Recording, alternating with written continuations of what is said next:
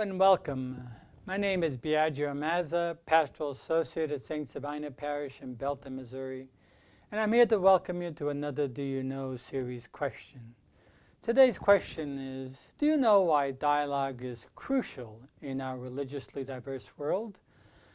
So I'd like to talk about dialogue from the perspective of a Catholic Christian. In our tradition, dialogue is something new. It is something that was presented and offered to us as a challenge from the Second Vatican Council. Previous to the Second Vatican Council, dialogue was not existent in the Catholic Church. First of all, the Catholic Church believed that only God revealed God's self only to the Catholic Church, and therefore all the others were in error. And therefore, to converse or have dialogue with people who are in error was of no value. So because error had no rights, and therefore only the Catholic Church was in the right, and everybody else was in the wrong. So dialogue wasn't even something that was even considered. With the Second Vatican Council, especially with the inspiration of Pope John the 23rd, who saw his whole life as one of continual dialogue with others, even those he disagreed with. That was part of his whole political career in the church.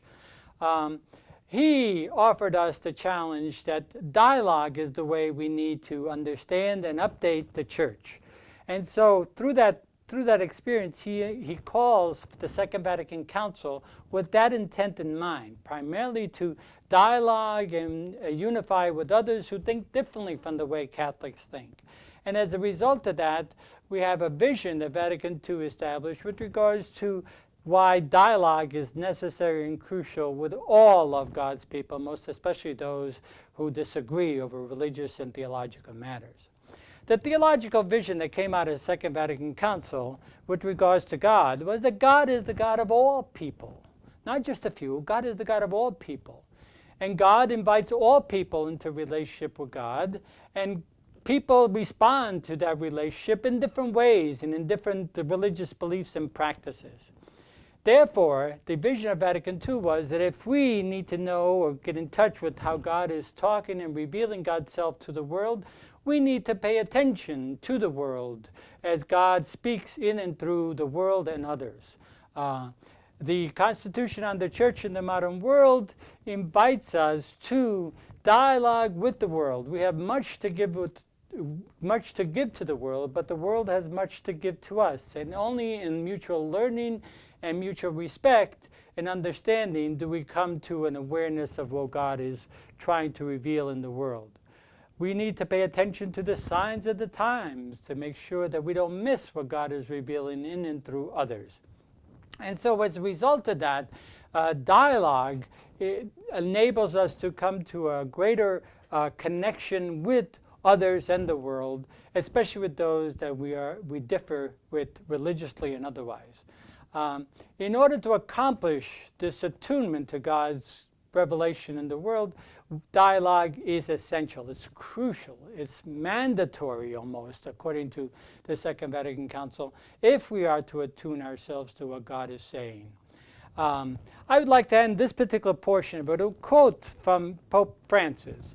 Pope Francis is probably the Pope in the last 50 years who is in many ways challenging and channeling both Pope John the 23rd and the entire vision of the Second Vatican Council.